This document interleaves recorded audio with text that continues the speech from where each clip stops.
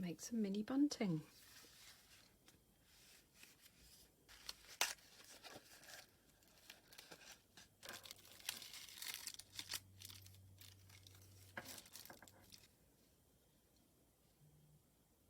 These are the pieces of felt that we're going to make into the bunting, and a needle with a large eye so it's easier to thread. This is the template we're going to cut out, the shape.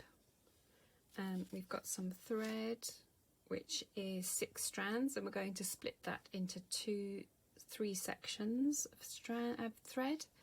And then we've also got these little wooden beads, which we're going to put in between the bunting. So first thing we need to do is cut out the shapes. So you place your template on top. You can draw around the edge. That way it's much easier if you're, especially if you're a new sewer.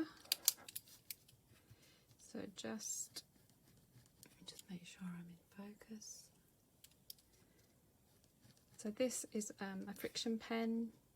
You've probably got one of these at home somewhere. If not, you can just use a pencil or something else. It's absolutely fine. So we're going to get a nice curve on it. So we're going to start just above that curve.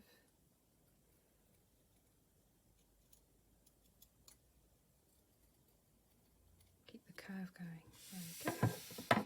So I'm going to prepare all of those. And here they are. A few that I've prepared earlier. So now we're going to stitch them, and as you can see it's just a Sashiko stitch around the edge, and I'm going to show you how to do it on felt. So first of all we need to split our thread. So we're going to take a piece that's about 40 centimeters long or 16 inches long, whichever you work in. Just going to snip that. And then to split it, what we do is we take one of the threads, hold it gently, the whole lot in our fingers, but gently, and then pull that one thread out, and it coils up like so. Brilliant. So we need to take 3, take the second one,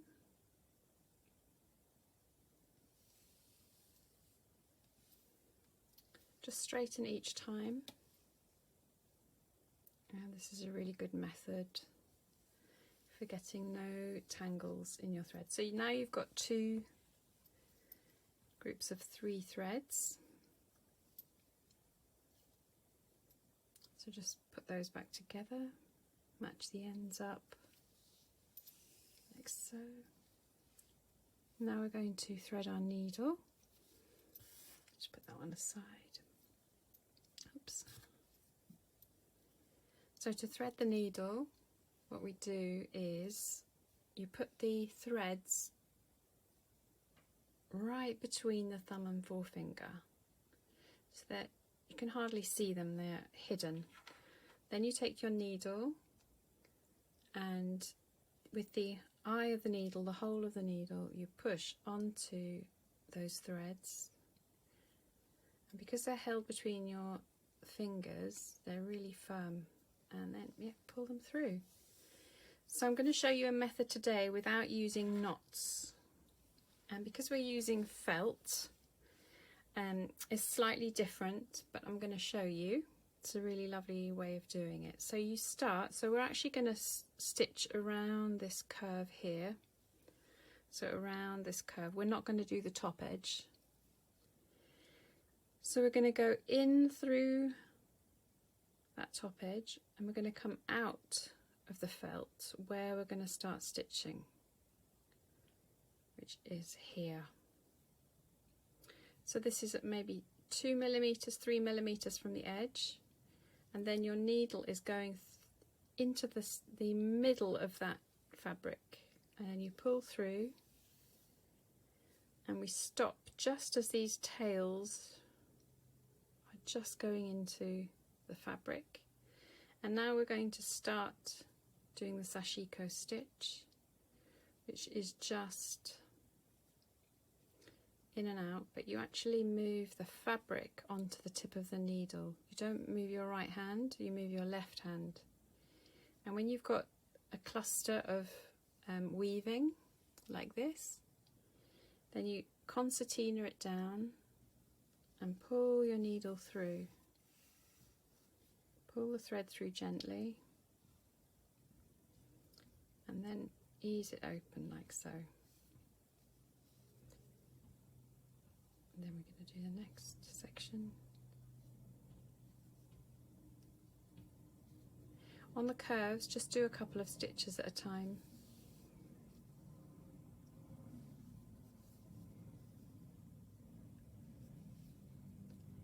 This is a lovely stitch when you're learning, and it looks really cute too on the finished piece.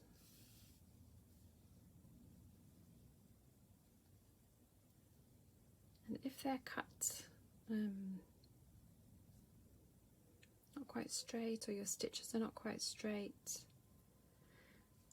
don't worry about it. It all looks lovely when the piece is finished. Adds to the character of it. There we go.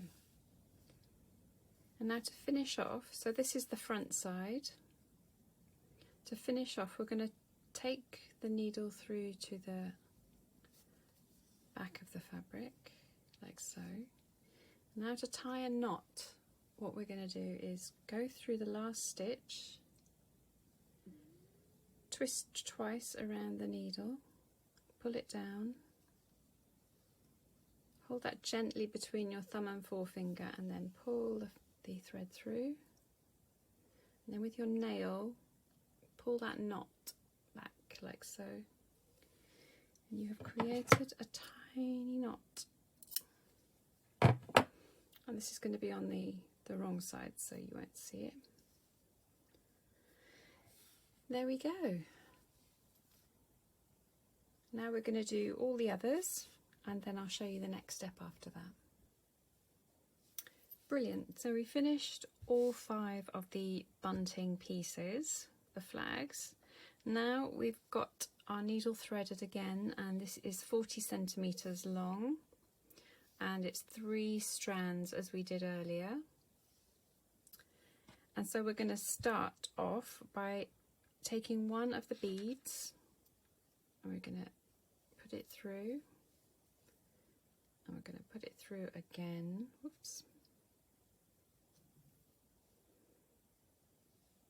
And then twist, and that just holds it in position like so. And there's 10 centimeters on the end, and then we've got the bead, and now we're going to attach the first of the flags. So we put the needle in, and we're going to stitch along the top edge. So we've put the needle in at the top of the stitches, so that we're creating this U-shape, horseshoe shape. So as you can see, the bead sits right there.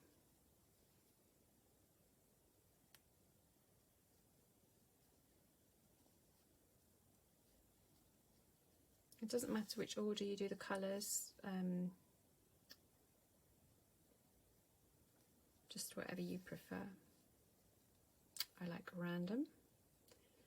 Now we're going to come out again at the top of where the stitches are, like so. I'm just going to pop the second bead on, then that sits at the top, the next flag,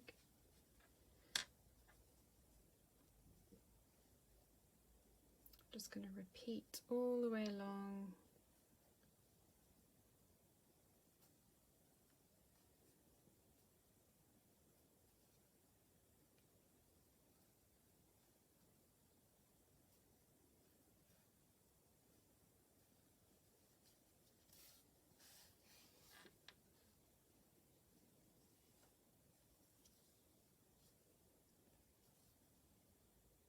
And another bead. Oh, I love this. It's so nice to make as well.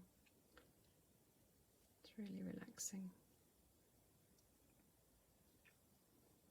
These actually you can embroider something on the centre of them if you wish. On the template there's a little square that you can cut out and you can draw into there and then embroider. And then on each of the flags it's positioned perfectly. So here's that little square. So you can draw pictures, or you can write a word across. And I've got other videos on writing if you want to write something or embroider something, a word.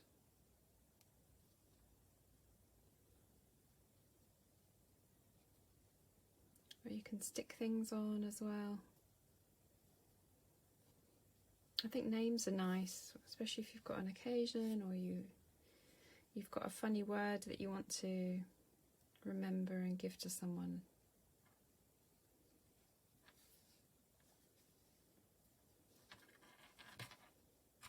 There we go.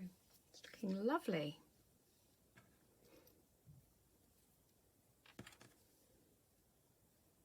These are so lovely to make as well, especially if you're a beginner with hand sewing, because the stitches look almost lovelier when they're rustic.